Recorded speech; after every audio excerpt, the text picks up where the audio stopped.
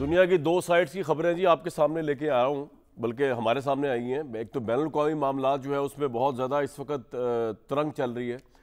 ये नहीं कि बरतानिया ने, फ्रांस ने और कनाडा ने एक्सेप्ट कर लिया फ़लस्तीन को, जिसको अमेरिकन सदर ट्रंप ने नुमाइशी एक्सेप्टेंस कहा है। उसकी सिर्फ बात नहीं कर रहा। बहुत इंपॉर्टेंट मीटिंग है प्राइम मिनिस्टर की एक वफद की सूरत में मुस्लिम ममालिक के साथ वो करेंगे। अब न्यूयॉर्क गए में, वहाँ पे डोनाल्ड ट्रंप के साथ उस मुलाकात में कौन किसको मुतासर करता है, क्या मामलात, क्या बातचीत होती है, ये बहुत अहमियत होगी इसकी। दूसरा सबसे बड़ी बात, वो जो सऊदी डिफेंस पैक्ट है पाकिस्तान का, उसकी बाज़गश जो है वो ऑब्वियसली भी आइंदा आने वाले काफ़ी अर्से तक सुनी जाएगी और सुनाई दे रही है। इजराइल इस वक्त बदतरीन प्रेशर का शिकार है अगर देखा जाए ऑब्जेक्टिवली। वैसे तो अगर आप बेशर्मी और ढिठाई भी उतराएं तो आप कोई चीज़ भी ना लें कि एक तरफ इतना बड़ा अलायंस हुआ है, सऊदी मिलिट्री पैक्ट जो हुआ है पाकिस्तान के साथ, वो भी एक प्रेशर है इजराइल के ऊपर। वो तो इंडिया के ऊपर भी उसका फॉलो आउट होगा ऑब्वियसली। दूसरा, ये जो अमेरिका की फ्रेंडली कंट्रीज़ जो है, जैसे कि यूके है, फ्रांस आज कर देगा आजकल में, पुर्तगाल है, कनाडा है, इन्होंने जो है वो अमेरिका की पॉलिसी से पीछे जाकर हट कर जो है फ़लस्तीन को रियासत तौर तस्लीम किया। अमेरिका का इन्फ्लुएंस लूज़ हो रहा है। इन तमाम चीज़ों पर ज़रूर बात करेंगे, लेकिन सबसे पहले हमारे मुकद्दर में जो पाकिस्तान क्रिकेट टीम के सिलेक्टर से रुसवाई लिखी हुई है, उसका रोना थोड़ा सा रो लें, ताकि क्योंकि वो भी हमारे पैसों से पीसीबी और ये सारे इनके कॉन्ट्रैक्ट्स वगैरह चलते हैं पाकिस्तानी कौम के इनकम टैक्स के पैसों से, तो वो उनका मुसर्रफ क्या हो रहा है वो देख लेते। कल पाकिस्तान टीम ने जो मैच खेला उसमें ना सिवाय एक बैट्समैन के ना बैटिंग लाइन आपको नज़र आई, ना आपको बॉलिंग नज़र आई, ना आपको फील्डिंग नज़र आई और ना आपको कैप्टनसी नज़र आई। पाकिस्तान के इतने बदतरीन हालात के वो जो इंडिया का कैप्टन है वो हंस हंस के मुस्कुरा के अब तो ये कह रहा है कि जी पाकिस्तान और इंडिया का तो मुकाबला ही कोई नहीं है। आप ये मुकाबला कौन सा मुकाबला, राइवलरी की क्या बात कर रहे हैं? और वो सही कह रहा है। दुश्मन है, राइवल है, मुनाफिक है, नीच है, जो आप कह लें उसे, कमीना तक कह लें, उसकी हरकतें जो है हाथ नहीं मिलाए ये वो। लेकिन उस भाई एक बंदा जितना बुरा भी है, आपको जितना भी, बात तो सही कर रहा है। राइवलरी में जब सवाल किया गया तो उसने ऐसे पाकिस्तान को उठा के बाहर फेंका है, जरा सुने। वो कह रहा है, ये चाह रहा है कि जनाब को अगर नेक टू नेक टीमें मुकाबला करके जीत रही हों एक दूसरे के साथ, 7, 8, 9, 10 इस तरह का हो, तब तो मुकाबला राइवलरी बनती है। अब तो इंडिया पाकिस्तान राइवलरी कोई नहीं, क्योंकि हमारा उनसे मुकाबला कोई नहीं है। और ये बात सही है उसकी। हिंदुस्तान ने T20 का जो मेरे सामने रिकॉर्ड पड़ा है, पाकिस्तान ने हिंदुस्तान के मुकाबले में सिर्फ 3 T20 जीते, जबकि हिंदुस्तान जो है वो 12 जीत चुका है, 15 जो खेले गए हमारे दरमियान। ये सिचुएशन है T20 को लेकर, ये आपके सामने रिकॉर्ड चल रहा है कि इंडिया जो है वो T20 में छाया हुआ है। मेरे साथ डॉक्टर मुसद्दिक मलिक साहब, अहमद अवैस साहब भी होंगे, लेकिन स्पोर्ट्स के लिए हमें बहुत ही तजर्बाकार, बहुत ही ज़्यादा एक्सपीरियंस डॉक्टर नुमान नियाज साहब जो है उन्होंने ज्वाइन किया है। उनसे जानने की कोशिश करते हैं कि पाकिस्तान टीम ये जो हमें ज़िल्लत दिखा रही है क्रिकेट के ग्राउंड में, इसकी वजूहात क्या है। नुमान भाई, बहुत warm welcome to the show. Sir, Asia cup में हिंदुस्तान छाया हुआ है, हम पे दर पे उनसे पिट रहे हैं, किसको जिम्मेदार ठहराया जाए? मतलब कि ये सिलेक्टर्स जो है, इन्होंने बाबर को निकाल दिया, नसीम शाह को निकाल दिया, रिजवान को निकाल दिया, लग तो ये ऐसा रहा है कि इनको निकाल कर उन्होंने हिंदुस्तान का बड़ा भला कर दिया है। Your take sir. Kamran, thank you very much, it's a pleasure आपने मुझे इनवाइट किया। लाइकवाइज। अभी आपने ये जो बात की ना, एक तो मैं रिवेलरी वाली बात पे आपको थोड़ा सा बताऊं कि हिस्टोरिकली शायद सूर्य कुमार को ये पता नहीं था कि हम इंडिया से आईसीसी टूर्नामेंट्स में और ग्लोबल टूर्नामेंट्स में हार्डली कभी जीते हैं। वी स्टार्टेड लूजिंग इन 1992, जो वर्ल्ड कप हम जीते, हम इंडिया से हारे। 96 में हम क्वार्टर फाइनल हारे। 99 में हम मैनचेस्टर में इंडिया से हारे वर्ल्ड कप में। 2003 में हम हारे। 2011 में हम हारे। तो ये आईसीसी टूर्नामेंट्स में सम ऑफ द अदर, हालांकि हम इनको बायलैटरल में या अदर कॉम्पिटिशन में हराते रहे, लेकिन अनफॉर्चुनेटली आईसीसी टूर्नामेंट्स में कभी भी हमारा कोई इतना अच्छा रिकॉर्ड इनके साथ रहा नहीं। लेकिन रिसेंटली ये हाईलाइट इसलिए होना शुरू हो गया है कि पहले हमारे पास सुपरस्टार्स होते थे और स्किल बेस्ड दुनिया की क्रिकेट भी थी और हमारी क्रिकेट भी स्किल बेस्ड होती थी। डोमेस्टिक स्ट्रक्चर चाहे टुट्टा पज्जा था, बट वो एटलीस्ट प्रोड्यूस करता था। डिपार्टमेंट्स जो है वो गेट पे बनते थे। अब हमारी क्रिकेट इररेलेवेंट हो गई है। ये आपको शायद बड़ा अजीब सा लगे, we are not relevant to modern cricket. और अगर हम ये सोचें कि हम बड़ी टीमों से जीत सकते हैं तो ये हमारी खाम ख्याली होगी। ना आपके पास स्किल है, ना आपके पास सुपर फिटनेस है, ना आपके पास मॉडर्न टूल्स हैं, और वो जो है बाकी टीमें बहुत आगे जा चुकी हैं।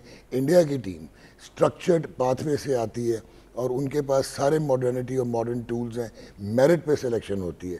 फिर दूसरा जो हमने अपना सत्यानाश किया, जो हमारे पास लड़के थे भी, बाबर आजम और Mohammad Rizwan, they were other reason than cricket, कि कि हमने उनको बाहर कर दिया पर्सनल डिसलाइक्स में।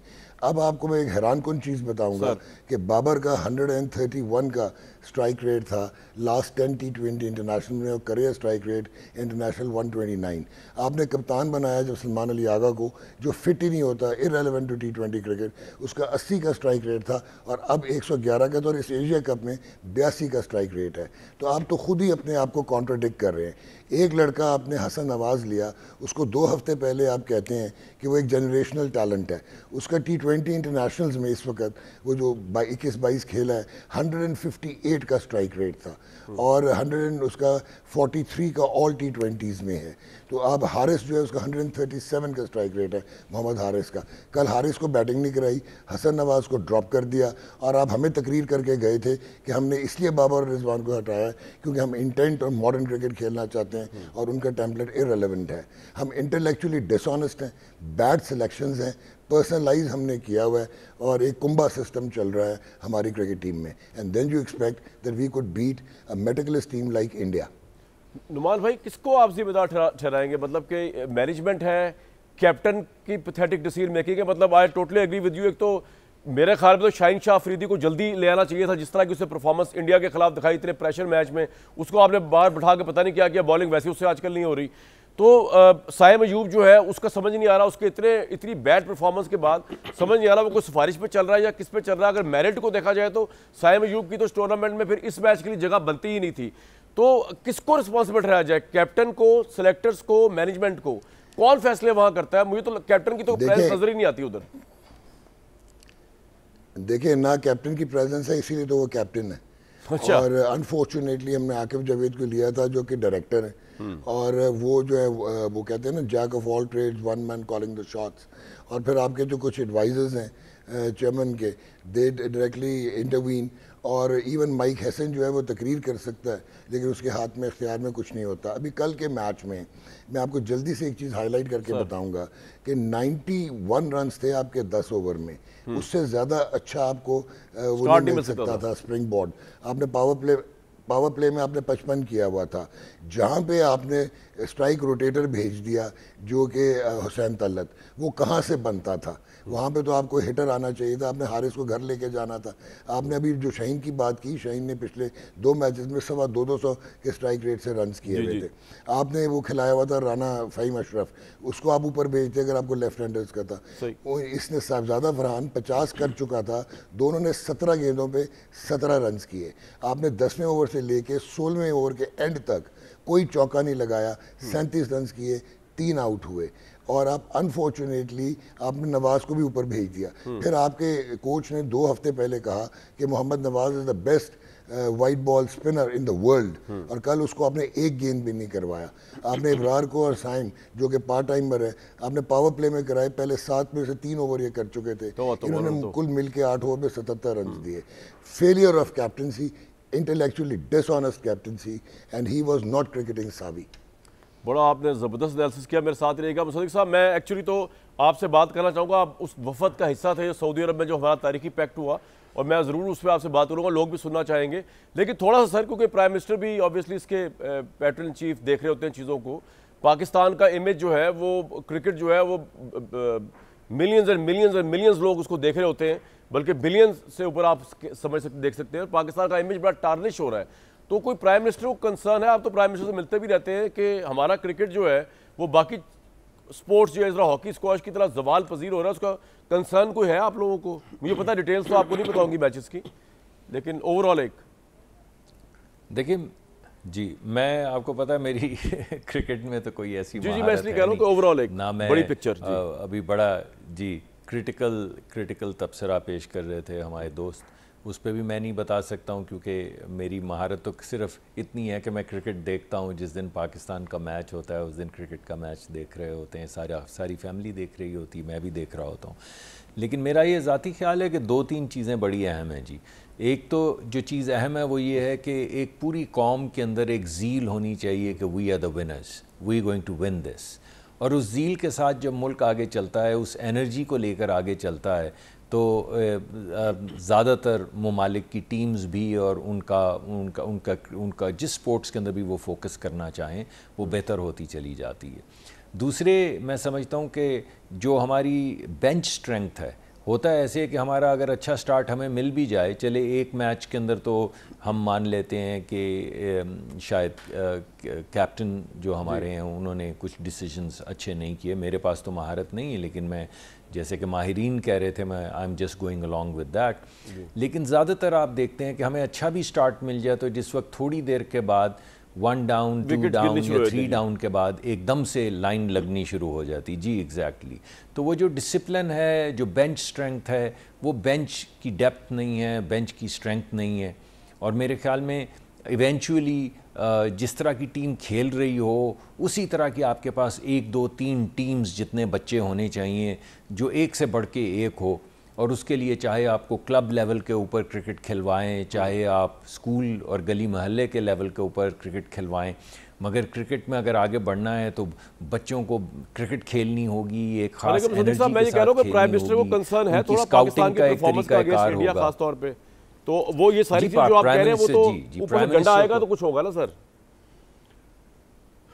नहीं, प्राइम मिनिस्टर साहब तो जी हमेशा आपको पता है कि जब भी कोई खिलाड़ी किसी भी खेल में कोई कामयाबी हासिल करके आए तो प्राइम मिनिस्टर उनको गले से लगाते हैं, उनको बुलाते हैं प्राइम मिनिस्टर हाउस में, उनको सेलिब्रेट करते हैं। वो तो ठीक है। और उनकी कोशिश होती है कि उनको देख के बाकी जो तमाम वो लोग हैं, वो बच्चे जो हैं वो भी उसी डायरेक्शन में जाएं। और उसके लिए उन्होंने अपनी तरफ से तो उन्होंने एक टीम को ये दी है जिम्मेदारी कि वो क्रिकेट को टर्न अराउंड करें। बाज़ मरतबा इतना गहरा हो जाता है हमारे यहाँ चेंजेस के साथ और पॉलिटिकल इंटरफेरेंस के साथ, जो डिके है वो इतना डीप हो जाता है कि उसको कुछ साल लग जाते हैं दोबारा से एक नई टीम बिल्ड करने में। मुझे नहीं मालूम मौजूदा सिचुएशन के अंदर असल सूरत हाल क्या है, लेकिन मेरा ये ख्याल है कि अगर हम एक बेहतरीन स्काउटिंग का प्रोसेस और क्रिकेट को दोबारा से लोगों की इमेजिनेशन में लाएं और एक विक्टोरियस टीम का खाका खींचें तो हमारे लिए ये आपका जी पॉइंट आ गया, बिल्कुल आ गया आपका पॉइंट। मैंने अक्सर देखा है कि जब हम जीतते हैं तो बहुत सेलिब्रेट करते हैं और जब हारते हैं तो बहुत हारना देखे ना, जिस तरीके से पाकिस्तान हारा ना इंडिया से, आज के हवाले से वो तो ऐसे तो कोई क्लब टीम नहीं खेलती, हारना होता है, एक नहीं जीतना होता है, ये बात नहीं होती। कोई नेक टू नेक मैच होता है, कोई एफर्ट होती है, कोई नजर आता है यार, कोई प्रेजेंस है टीम की। मतलब ये थोड़ी होता है कि हाथ पांव फूले हुए और वहां पे खड़े हुए आप, और वो भी हिंदुस्तान के मुकाबले में। बात ये हो रही है। नहीं, आपकी बात ठीक है। मैंने खुद भी कल देखा तो बड़ा शुरू में तो हम सारे बड़े खुश थे, खाना भी खा रहे थे, दोस्तों के साथ बैठे हुए थे, फिर ऑब्वियसली हम सारे थोड़े से डाउन होते चले गए। तो वो तो आपकी बात बिल्कुल ठीक है, लेकिन और ये भी आपकी बात ठीक है कि टीम के अंदर एक ज़ील होनी चाहिए और स्पिरिट होनी चाहिए, मगर जब आप खेलते हैं तो एक टीम को जीतना होता है, एक टीम को हारना होता है। वो ठीक बात है। मेरे ख्याल में जब टीम जीत के आए तो उसको सेलिब्रेट करना चाहिए। सर आपका पॉइंट आ गया, एक टीम को जीतना होता है, को हारना होता है, लेकिन पाकिस्तान इंडिया मैच में सिर्फ हमें ही हारना होता है। क्रिटिकल चीजें ये डाइजेस्टेबल नहीं हो रहा। तो चले मैं अगर आगे मैं जरा दिखाता हूँ, अवैध साहब भी देखें, नुमान साहब भी देखें और सदीक साहब भी देखें कि भाई सब कुछ कर रहे थे हमारे प्लेयर, सवाए परफॉर्मेंस दे रहे हैं। हारिस रऊफ साहब को दिखाएं, वो जो पाकिस्तानी अफवाज ने हिंदुस्तान पे हमला किया, वो जो वीडियो दिखाएं जरा, वो 6-0 वाली वो चलाएं जरा प्लीज। ये आपकी स्क्रीन पे है, ये इंडियन फैंस जो थे वहाँ पे उनको ऑब्वियसली वो दिखा रहे थे 6-0 और वो लड़ भी रहे थे। देखें ये सारी चीज़ें बड़ी अच्छी लगती है अगर आप परफॉर्मेंस भी दिखा रहे हो। ये पाकिस्तान के पाकिस्तानी त्यारे गिराए हिंदुस्तान के, ये तो हमारी आर्म फोर्सेस की परफॉर्मेंस है।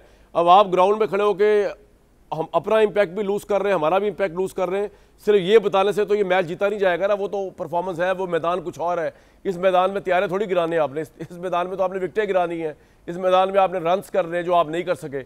तो अवैध साहब आपके तो कायद जो है वो जो इस वक्त नहीं है हमारे आज़ाद दुनिया के मेंबर, उनके दौर में भी कोई खातिर ख्वाह हमारी कोई प्लानिंग जिस तरह की वो सोचा करते थे वो हो नहीं सकी। तो व्हाट्स योर टेक सर इस सिचुएशन में? अवैध साहब क्रिकेट पे बात हो रही है अगर थोड़ी सी उसके बाद। देखिए बात यह है कि अभी हाँ जी अभी बड़ी अच्छी डिस्कशन इसके ऊपर जो चली है।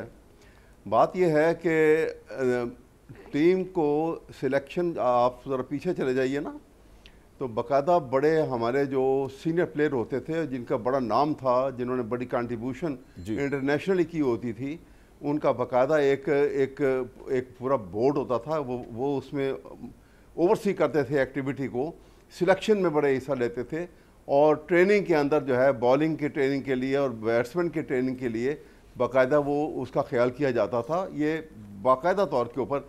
अब यहाँ पे एक सूरत हाल है, देखिए जब मैं इम्पार्शल होकर आपसे बात कर रहा हूँ, जी जी, मोहसिन नकवी साहब जो है ना, देखिए जब आप सिर्फ ओहदे अपने ऊपर सजाने के ऊपर हो के एक तमगा लग जाए, आपको एक नया ओहदा मिल जाए और उसके इतने पैसे और हमारे पास आ जाएंगे और भाड़ में जाए बाकी काम, कोई तवज्जो नहीं दी गई।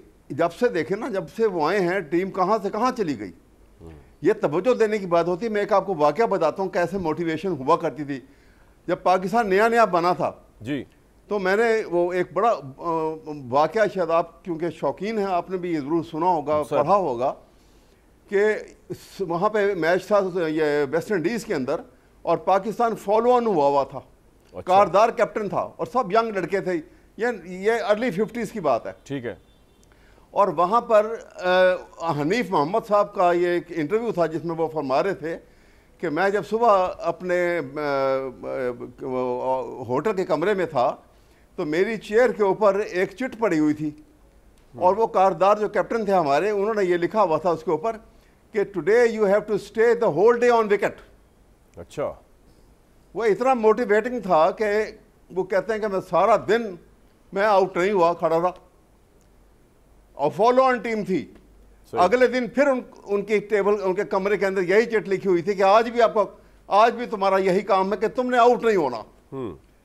ये एक सीनियर की तरफ से जो मोटिवेशन यंग लड़के को होती है ना, यानी हमारे पास कैप्टनसी लीडरशिप की फुकदान है, हर मैदान में काम करती है। सही सही सही, ये क्वालिटी ऑफ लीडरशिप, बिल्कुल सही। अब ये ना हमने लीडरशिप, अब देखिए आपने उसमें आपने देखा है कि लीडरशिप की कोई क्वालिटी जो है वो कप्तान के अंदर आपको नजर नहीं आई। I agree with you totally, बिल्कुल। उसको ये सिलेक्शन भी पता नहीं लगा कि किस मौके।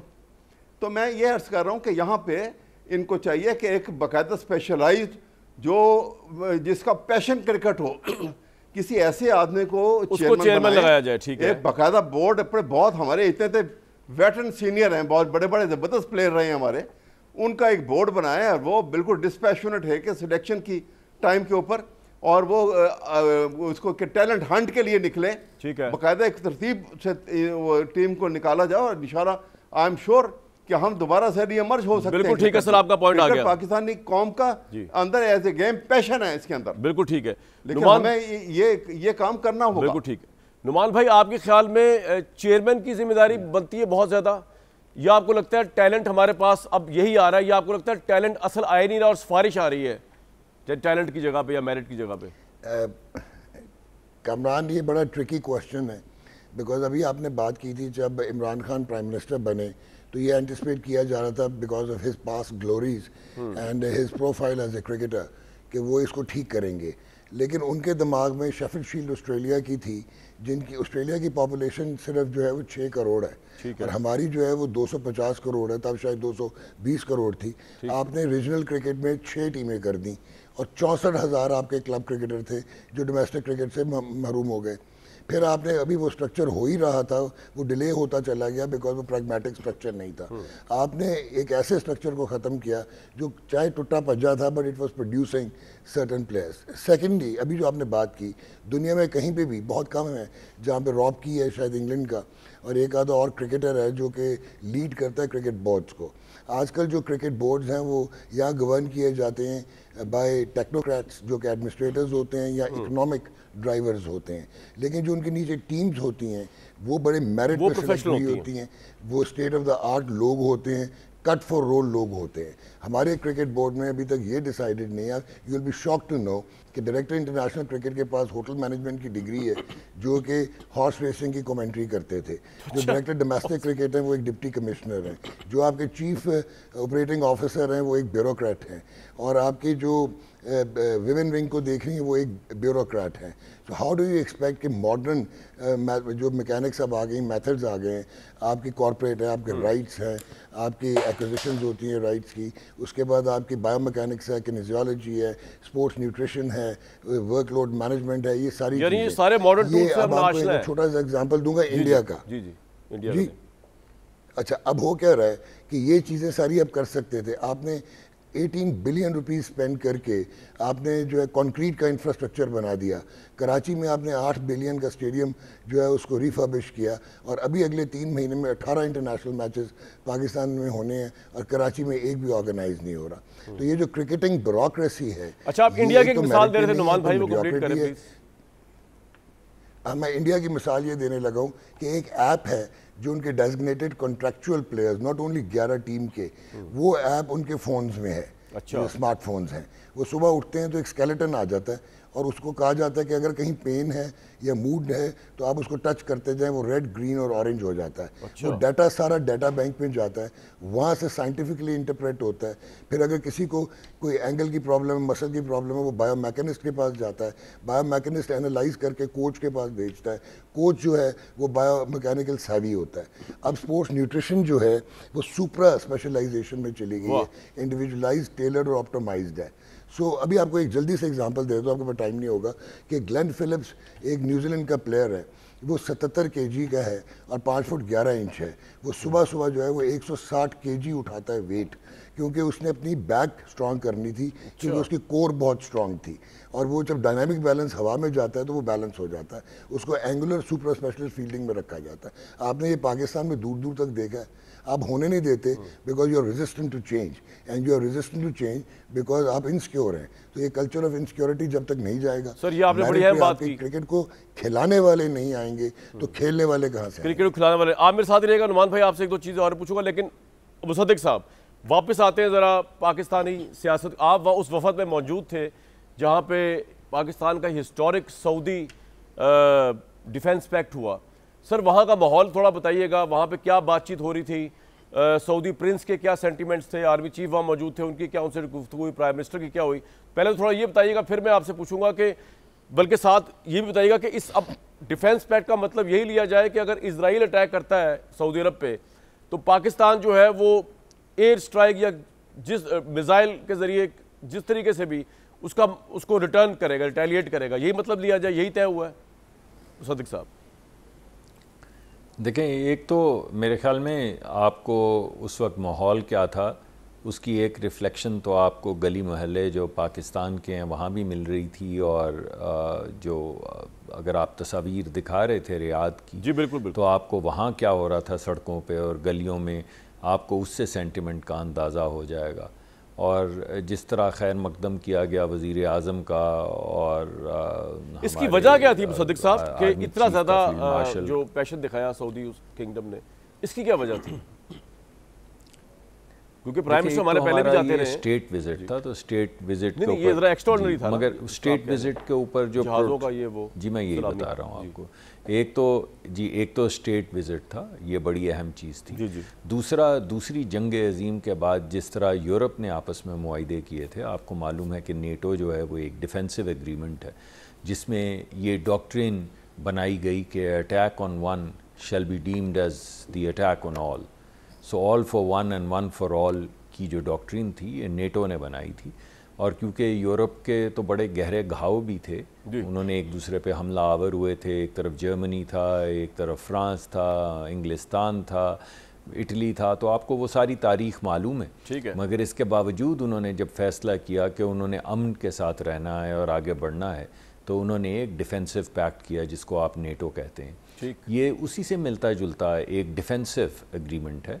इसमें कोई ऐसा एलिमेंट नहीं है कि किसी मुल्क ने किसी पे हमला किया तो कौन साथ देगा, लेकिन अगर किसी मुल्क पे हमला हो, चाहे वो पाकिस्तान हो या चाहे वो सऊदी अरेबिया हो, तो ये उसको डीम किया जाएगा कि ये दोनों ममालिक पे हमला है। उसमें बहुत से अवामिल हैं जी, उसमें ट्रेनिंग का यानी फ़ौज की ट्रेनिंग का एक बहुत बड़ा अमल है, एक एलिमेंट है वहाँ पे सऊदी अरब से पहले। लेकिन प्रैक्टिकली स्पीकिंग क्या होगा अगर इजराइल हमला करता है तो पाकिस्तान उस जंग में रिटेलिएट करेगा, मिसाइल के जरिए इजराइल को अटैक करेगा? देखिए, एक तो मैं आप पे ये बात बड़ी क्लियर कर दूं कि ये किसी एक मुल्क के लिए मुआहिदा नहीं किया गया, ना इस मुआहिदे का ताल्लुक इजराइल से है, ना इसका ताल्लुक भारत से है, ना इसका ताल्लुक दीगर ममालिक से है। ये एक ऐसा एग्रीमेंट है जिसमें हमने ये कहा गया है कि हम एक दूसरे की फ़ौज मजबूत करेंगे, हम ट्रेनिंग फराहम करेंगे, हम टेक्नोलॉजी जो है एक दूसरे के साथ शेयर करेंगे, इनोवेशन जो है उसकी डिफ्यूजन के लिए काम करेंगे। और अगर जंग होगी, ये एक्स्ट्राऑर्डिनरी, जब जंग होगी जिससे भी हुई, और अगर अटैक होता है जी अगर अटैक होता है तो उस अटैक की मुताबिकत से, यानी वो एक ख़ास किस्म का मामला होगा ना कि कौन सा मुल्क किस पे हमला कर रहा है, हम पे हमला हो रहा है या सर बात तो इजराइली की होती है ना, सऊदी अरब को, गल्फ कंट्रीज को इजराइल से खतरा है ना, और नहीं, खतरा नहीं, ये देखिए बात नहीं ऐसी बात नहीं है। उनके और भी नेबरहुड के अंदर बहुत से मसाइल चल रहे हैं और बॉर्डर क्लैशेस भी चल रहे हैं, ऐसी बात नहीं है। तो मैं आपको बारहा ये कह रहा हूँ और बार बार ये कह रहा हूँ कि इसका ताल्लुक़ इजराइल से नहीं है, इसका ताल्लुक़ सऊदी अरब और पाकिस्तान के म्यूचुअल दिफा से है। और उसके लिए हर वो चीज़ जिसका दिफाई एग्रीमेंट हो, जैसा कि नेटो में होता है, जिसमें नॉलेज शेयरिंग होती है, जिसमें ट्रेनिंग होती है, वो तमाम अवामिल किए पैरामीटर क्या होंगे? और अगर किसी मुल्क पे जंग कोई हमला आवर होता है, अगर अवैध साहब कह रहे हैं इसके पैरामीटर्स क्या होंगे, तो उस हमले की जी मैं पैरामीटर तो जब आप हर जंग के मुख्तलिफ पैरामीटर्स होते हैं ना जी। अगर किसी के ऊपर कोई specific for example land aggression होती है तो उसके मुख्तलिफ पैरामीटर हैं, अगर एयर इंक्लूजन होती है तो उसकी कोई मुख्तलिफ पैरामीटर्स हैं। तो वो तो जब किसी किस्म की जंग होगी, हमने तो फ्रेमवर्क कंडीशंस तय की हैं। यानी अभी उन्होंने किसी ने ये तो नहीं कहा कि अगर रूस जो है वो बरतानिया पे हमला करेगा तो क्या होगा। ये तो कहीं कोई ऐसा प्रोटोकॉल, कोई ऐसी किताब नहीं है नेटो की जिसमें एनालिसिस में तो यही बात होगी ना कि ये लिखा हुआ है सऊदी अरब का सबसे ज्यादा खतरा किससे है? इजराइल से ही है, ऑब्वियस ही बात है। ये तो जिस तरह हमारे सबसे ज्यादा टफ मुकाबला इंडिया से है, तो आप ये भी कह सकते हैं कि अगर भारत हमला आवर होगा पाकिस्तान पे तो मैं उस पे आने लगा हूँ। पहले आप इजराइल वाली बात ही नहीं बता रहे मुझे, तो अभी तो मैं उसमें तो आने लगा था। मैं अभी तो मैं सऊदी अरब पे हमले की बात कर रहा था। उसकी वजह ये जी, क्योंकि उसकी वजह ये है कि ये बड़ा एक नैरो व्यू है और जो एग्रीमेंट हुआ है वो बहुत ज़्यादा ब्रॉड है। और उसको रिड्यूस कर देना किसी एक मुल्क के हमले पे या एक मिसाइल के आ जाने पे। चले आप एक सेकंड आप होल्ड कीजिएगा प्लीज इधर ही। अब ऐसा आपके ज़हन में कुछ सवाल है इस एग्रीमेंट को लेकर आप पूछना चाह रहे हैं मुसद्दिक साहब से? जी मैं तो यही अर्ज करना चाह रहा था कि मलिक साहब ने जो बात की है ना, ये इन्होंने बड़ी मतलब इतनी ब्रॉड की है कि उसमें उसको समझ ही नहीं आती कि ये एक एग्रीमेंट किस किस्म का है। डिफेंस पैक्ट तो होता है। देखिए आपने नेटो की बात की है ना, ये नेटो बनाया गया था जब सोवियत यूनियन के खिलाफ बाइपोलर वर्ल्ड थी और कम्युनिस्ट वर्ल्ड के अगेंस्ट ये एक सोवियत यूनियन के खिलाफ था सर, एलाइज थे ये उनके खिलाफ था नेटो। ये ऐसे नहीं था कि वो कोई यूरोपियन आपस में कोई नेटो बना हुआ था। अब इसी तरह से अब आपने नेटो की मिसाल दी है इसके लिए, तो ये आप डिफेंस पैक्ट जो बना रहे हैं, हमारा तो एक हदफ सामने है, एक दुश्मन सामने है और वो इजराइल है। सारे मिडल ईस्ट को अगर ख़तरा है तो वो इजराइल से ख़तरा है। इजराइल को क्योंकि पाकिस्तान ने रिकगनाइज नहीं किया, न्यूट्रल पावर है, तो उसने पाकिस्तान के ऊपर भी 2 दफ़ा अटैम्प्ट करने की कोशिश की। अल्लाह के फजल से कामयाब नहीं हो सके, खुदा ने बचा के रखा पाकिस्तान को। लेकिन सवाल यह है कि ये पैक्ट जो है, इसमें वो डिफेंस पैक्ट का मतलब होता है कि attack on one country will be considered as attack on the other country. जैसे मिसाक मदीना था, कितने भी लूज टर्म पे था लेकिन बड़ा क्लियर था। इसी तरह से यहाँ पे जो सूरत हाल है ये हमें समझ नहीं आ रही। आप क्योंकि वहाँ गए हुए थे, हम आपसे यही पूछना चाह रहे हैं कि इसमें जो है मसलन अगर पाकिस्तान फ़ौज बनाता है, वो फ़ौज और बढ़ाता है अपनी फ़ौज, और वो फ़ौज जो है वो पाकिस्तान इंडिया के अगेंस्ट भी लड़ेगी, और वो फ़ौज जो है वो इजराइल के अगेंस्ट किस तरीके से लड़ेगी। क्योंकि अब तो जो लड़ाई का जो है अंदाज बदल गया है ना। अब तो वो एयर डिफेंस सिस्टम आपके पास हो और अब ऊपर से स्ट्राइक होती है, उसमें सैटेलाइट आते हैं, उसके अंदर बहुत सारे और आर्टिफिशियल इंटेलिजेंस जो है कम इनटू एक्शन, एक बहुत कॉम्प्लेक्स सिस्टम बन गया। तो उन सारों में पाकिस्तान और उनकी हमारी कोलैबोरेशन कहाँ होगी और तो उसकी एक्सटेंट क्या होगी, ठीक है, और उसके क्या वो इजराइल के अगेंस्ट हम किस हद तक जाएंगे। वैसा आपने मैं आपके इन लाइंस ऑफ क्वेश्चन से टोटली एग्री करता हूं, और मैं ये बार बार मुसद्दिक साहब से पूछ भी रहा हूं कि मुसद्दिक साहब माने या ना माने, इजराइल इसको ऑलरेडी अपने खिलाफ समझ रहा है, इंडिया भी इसको ऑलरेडी अपने खिलाफ समझ रहा है। इंडिया पाकिस्तान के पर्सपेक्टिव से, सऊदी और इजराइल सऊदी अरब के पर्सपेक्टिव से। अब जाने ना जाने, गोली ना जाने, और मुसद्दिक साहब जानते हैं, लेकिन ऑब्वियसली वो थोड़ी डिप्लोमेटिक लैंग्वेज इस्तेमाल करें, लेकिन हम फिर भी चाहेंगे इनसे थोड़ा डिप्लोमेसी से बाहर निकल के पाकिस्तान की आवाम को भी, पार्लियामेंट में भी आपने एग्रीमेंट इतना बड़ा कर लिया, आपने पार्लियामेंट से भी क्योंकि अच्छी बात है, पार्लियामेंट लेके जा रहे हैं जी, बड़ा सीरियस इशू है ना, इसलिए। तो मैं चाहूंगा एक ब्रेक के बाद जो है, और लुमान भाई आपसे भी एक सवाल मेरा भी रह गया है पाकिस्तान टीम के हवाले से, एक ब्रेक के बाद इन तमाम सवालों के जवाब खासतौर मुसद्दिक साहब से लेंगे जरूर हम। ब्रेक।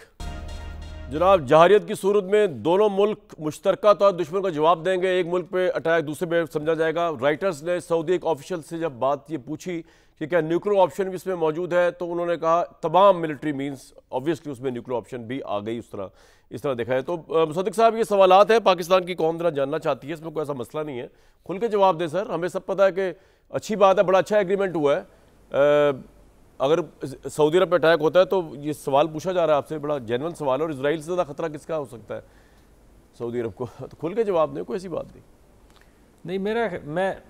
मैं आपको बार बार ये कह रहा हूँ कि सऊदी अरब की और भी ममालिक से झड़पें हुई हैं, तो ऐसा नहीं है कि किसी एक मुल्क की वजह से ये अग्रीमेंट हुआ है।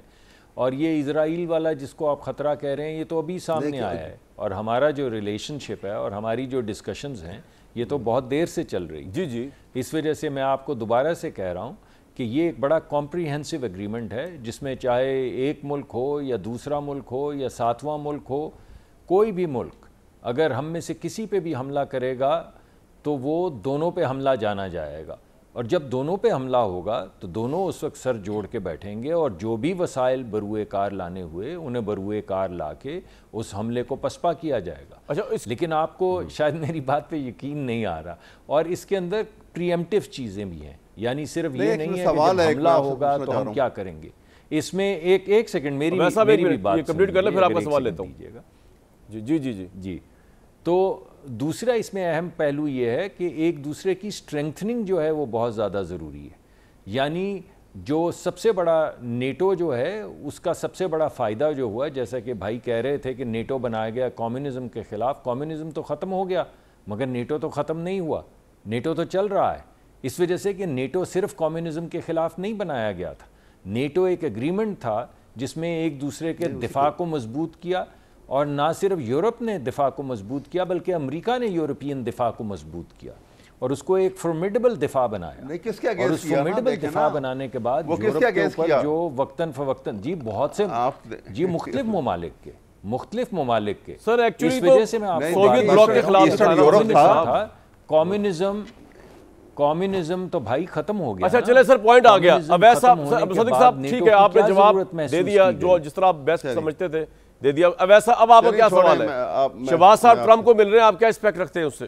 जी मैं अभी एक मिनट, सॉरी, देखिए अभी मलिक साहब ने ये कहा ना कि इजराइल के अलावा और बहुत से मुल्क हैं जिनकी सऊदी अरेबिया के साथ जो है उनकी लड़ाई झगड़ा है या हमारे साथ भी खतरा है, हमारे साथ ममालिक शामिल हैं।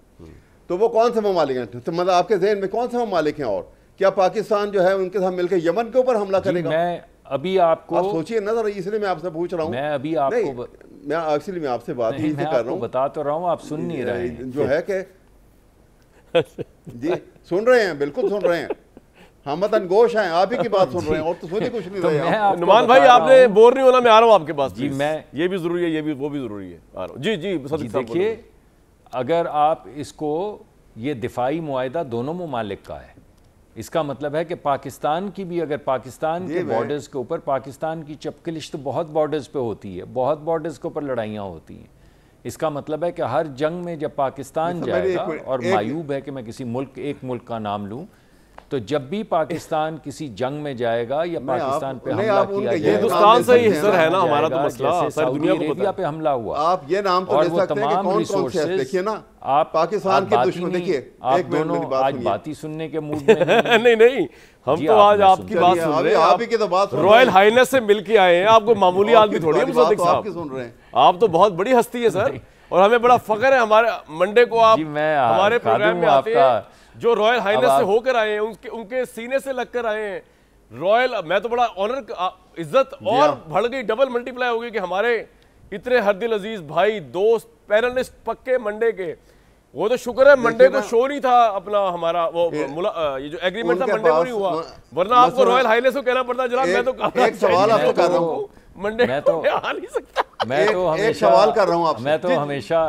हमेशा आपको अपना भाई जान नहीं के आप आता भाई हूँ। है भाई। एक सवाल, जब मेरे पास कुछ नहीं होता तब भी आपके प्रोग्राम में एक आता सवाल हूँ। आपसे कर रहा हूँ। जब कहीं अब बाहर आपके से पास जाऊँ, रॉयल हाईनेस वापस है, आऊँ, तब भी आपके प्रोग्राम में आता हूँ। अवैध साहब का सवाल सुन लें। ये तो आपकी नहीं मुझे मैं आपका सवाल ये अंदाजा है। कर रहा हूँ, देखिए एक सुनिए, मसला पाकिस्तान की जो है आपको पता है सबसे बड़ा दुश्मन इंडिया हमारे बिल्कुल राउंड दी कॉर्नर है। बिल्कुल किसी वक्त भी अभी जंग हो गई थी, अब भी वो जख्म चाट रहा है, किसी वक्त कोई ऐसी हरकत कर बैठता है।